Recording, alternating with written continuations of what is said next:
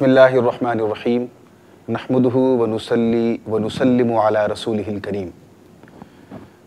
اللہ پاک کا لاکھ لاکھ شکر ہے جس نے امت مسلمہ کی اصلاح کے لیے اور ہمیں ایک صحیح ہماری دشا اور ہماری دشا کو سدھارنے کے لیے اپنی قربت حاصل کرانے کے لیے اللہ نے ہمیں نماز جیسی نعمت عظمیٰ سے نوازا ہے۔ نماز افضل ترین عبادت ہے، چنانچہ قرآن مقدس میں اللہ تبارک و تعالی ارشاد فرماتا ہے کہ اقیموا الصلاۃ وآتوا الزکاۃ۔ ایسے بہت سارے مقامات ہیں جہاں اللہ تعالیٰ نے مکمل تکرار کے ساتھ نماز کا حکم فرمایا ہے۔ نماز ایک ایسی عبادت ہے جس کے بارے میں آقا کریم علیہ الصلاۃ والتسلیم فرماتے ہیں کہ نماز میں مومنین کی معراج ہے۔ الصلاۃ معراج المؤمنین۔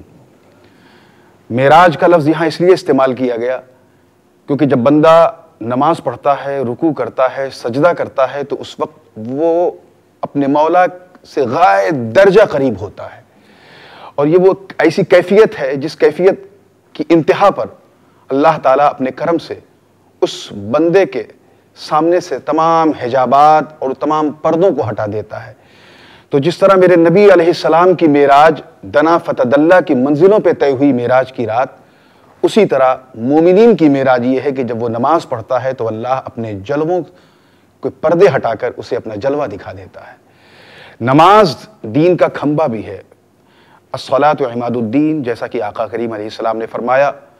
ایک مقام پہ سرکار نے فرمایا نماز پڑھو کیونکہ نماز میں میری آنکھوں کی ٹھنڈک ہے، قرۃ عینی فی الصلاۃ۔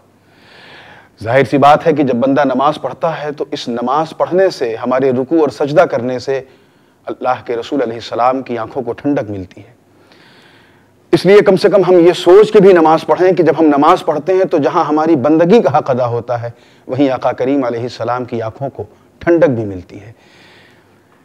نماز کے بارے میں بے شمار احادیث موجود ہیں جو نماز کی اہمیت، نماز کی سگنیفیکنس، نماز کی امپورٹنس اور نماز کیسی پڑھی جائے، نماز کا طریقہ کار کیا ہونا چاہیے، انداز بندگی کیسی ہو، کیفیت کیسی ہو، اس کے بارے میں اللہ کے رسول علیہ السلام نے احادیث نبویہ میں ارشاد فرمایا ہے۔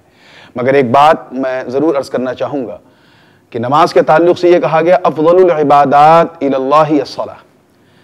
ویسے تو تمام عبادتیں اللہ کا قرب حاصل کرنے کا بہترین ذریعہ ہیں، مگر نماز ایک ایسی عبادت ہے جو غریب اور غریب نواز، بندہ اور بندہ نواز سب اس کے مکلف ہیں، سب اسے ادا کر سکتے ہیں۔